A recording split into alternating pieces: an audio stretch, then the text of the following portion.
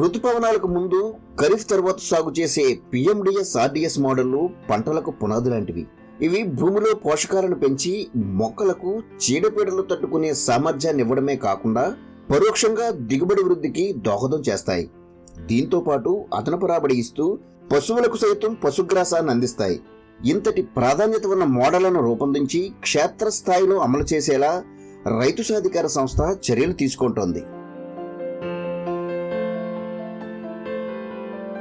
పల్నాడు జిల్లా ముప్పాళ్ల మండలం నార్నిపాడు గ్రామానికి చెందిన రైతు మన్నెం ఉమామహేశ్వరి 4 ఏళ్లుగా ప్రకృతి పద్ధతిని అనుసరించి సాగు చేస్తున్నారు. ప్రారంభంలో కందితో పాటు ఇతర పంటలు సాగు చేసిన రైతు క్రమేపీ రైతు సాధికార సంస్థ రూపొందించిన ఏ గ్రేడ్ ఏటీఎం మోడల్ అనుసరించేందుకు సంకల్పించారు. నా పేరు ఉమామహేశ్వరి. మాది పల్నాడు జిల్లా ముప్పాళ్ల మండలం నార్నిపాడు గ్రామం. అమ్మ వాళ్ళకి మేమిద్దరం పిల్లలు. నేను డిగ్రీ వరకు చదువుకున్నాను. మాది వ్యవసాయ కుటుంబం. మాకు సొంత భూమి 1 ఎకరం ఉంది. మా సొంత భూమిలో 2020 సంవత్సరం దాకా కూడా రసాయనిక వ్యవసాయ పద్ధతుల ద్వారానే పంట పండించేవాళ్ళు మా వాళ్ళు. కానీ నేను 2020 సంవత్సరంలో మహిళా సంఘాల ద్వారా నేను ప్రకృతి వ్యవసాయం గురించి వినటం జరిగింది. అక్కడున్న సిబ్బంది చెప్తే ఈ విధంగా నేను 2020 సంవత్సరం నుండి ప్రకృతి వ్యవసాయ పద్ధతుల ద్వారానే పంటలు పండించడం జరుగుతుంది. దీనిలో భాగంగా పిఎండిఎస్ ఆర్డిఎస్ విధానాలకు ప్రాధాన్యతిస్తూ మెరుగైన రాబడి సాధించే విధంగా దోహదం చేస్తున్నారు. గత 5 సంవత్సరాల నుండి నేను ప్రకృతి వ్యవసాయం చేయడం జరుగుతుంది. ఈ సంవత్సరం నా పొలంలో ప్యాడీ ఏ గ్రేడ్ మోడల్ వేసుకోవటం జరిగింది. ఈ ప్రధాన పంటకు ముందు ఏప్రిల్ నెలలో 30 రకాల విత్తనాలతో బీజామృతంతో విత్తన శుద్ధి చేసుకొని వెదజల్లుకోవటం జరిగింది. ఈ పిఎండిఎస్ పంటలు పశువులకు మేతగా వినియోగించుకున్న తర్వాత ఆ వేరు వ్యవస్థ అనేది భూమిలోనే కలిపివేయటం జరిగింది. ఈ భూమిలో కలిపివేసిన తర్వాత ప్రధాన పంట నేను వరి వేసుకోవటం జరిగింది. నారు వచ్చేసరికి 30 రోజుల నారు లైన్ సోయింగ్ పద్ధతిలో నేను ఏ గ్రేడ్ మోడల్ వేసుకోవటం జరిగింది. 2 వైపులా ఎల్ షేప్లో 5 అడుగుల బండి వేసుకోవటం జరిగింది. ఈ క్రమంలో ఖరీఫ్ సాగుకు ముందు ఏ గ్రేడ్ మోడల్లో సుమారుగా 30 రకాల విత్తనాలతో పిఎండిఎస్ వేసుకున్నారు.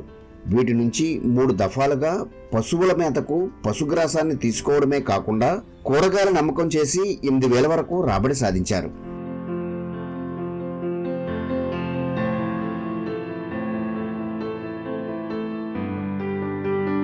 మూడు నెలల తరువాత ఈ పంటలతో కలిపి దమ్ము చేసి వరి నాట్లు వేసుకున్నారు. ఇదే సమయంలో సరిహద్దులో ఉన్న గట్లపై కూరగాయలు, ఆకుకూరలు, తీగజాతి, దుంపజాతి పండ్ల మొక్కలతో పాటు ఎర్ర పంటలు నాటుకున్నారు. నెలకోసారి వీటికి ద్రవజీవామృతాన్ని అందించారు.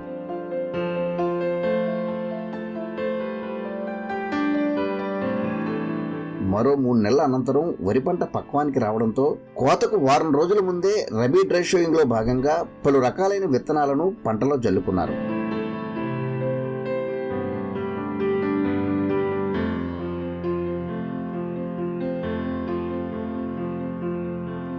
ఈ ప్యాడీ ఏ గ్రేడ్ మోడల్లో ఈ విధంగా ఎల్ షేప్ బండిపై ప్రధాన పంటలు వరే కాకుండా ఇంకా అసోసియేట్ క్రాప్స్ వచ్చేసరికి బెండ, మునగ, బీర, వంగ ఇవి నాటుకోవటం జరిగింది. మిగతా పంటలన్నీ కూడా 5 అంచెల విధానంలో నాటుకోవటం జరిగింది. ముందుగా పండ్ల మొక్కలు వేసుకున్నాను, ఆ తర్వాత కూరగాయ మొక్కలు వేసుకున్నాను, ఆ తర్వాత ఆకుకూరలు, దుంపజాతులు, తీగ జాతులు, ఈ విధంగా 5 రకాల వివిధ రకాల జాతులతోటి నేను ఎల్ షేప్ బండిపై ఈ 20 జీవ వైవిధ్య పంటలు వేసుకోవటం జరిగింది. అప్పటికే గట్లపై నాటిన మొక్కల నుంచి దిగుబడులు రావడంతో స్థానికులకు విక్రయించారు. ఈ వరి ఏ గ్రేడ్ మోడల్లో వచ్చేసరికి వరి పంట వచ్చేసరికి సీజనల్ క్రాప్ కాబట్టి మనకి రోజువారీ ఆదాయం రావటం కోసం ఈ ఎల్ షేప్ బండి పైన వివిధ రకాల ఆకుకూరలు, కూరగాయలు, తీగ జాతులు, దుంప జాతులు, పండ్ల మొక్కలు అన్నీ వేసుకొని రోజువారీ ఆదాయం తీసుకునే విధంగా నాటుకోవటం జరిగింది. ఈ విధంగా నాకు ఈ సీజన్లో ఇలా వాల్యూ ఎడిషన్ చేసుకొని అమ్ముకోవటం వల్ల, బియ్యం అమ్ముకోవటం వల్ల నాకు 72,000 దాకా ఆదాయం వస్తుంది అని అనుకుంటున్నాను. ఎల్ షేప్ బండిపై 8,000 దాకా ఆదాయం వస్తుంది. ఇప్పుడు దాకా 5,300 వచ్చింది. ఇంకా హార్వెస్ట్ చేయాల్సి ఉన్నాయి. ఈ సీజన్ వాటికి వడ్ల మీద అయితేనేమి, అంటే వరి మీద అయితేనేమి, ఎల్ షేప్ బండిపై కూరగాయల మీద అయితేనేమి నాకు 80,000 దాకా ఆదాయం వచ్చింది. ఈ విధంగా సంస్థ రూపొందించిన రాజీలేని సూత్రాలను సాగులో అమలు చేశారు.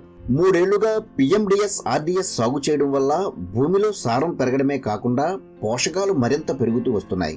దీనివల్ల పంటలకు పురుగులు ఆశించినా ఎటువంటి నష్టం జరగడం లేదు. కేవలం ఘన ద్రవ జీవామృతాలు మాత్రమే అందించిన పంట నుంచి దాదాపుగా 31 బస్తాల వరకు దిగుబడి వచ్చింది.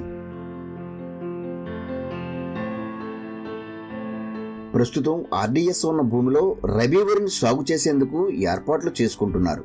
సంస్థ రూపొందించిన సార్వత్రిక సూత్రాలను ఖచ్చితంగా అమలు చేసిన రైతు ఉమామహేశ్వరి చుట్టుపక్కల రైతులకు మార్గదర్శిగా మారారు.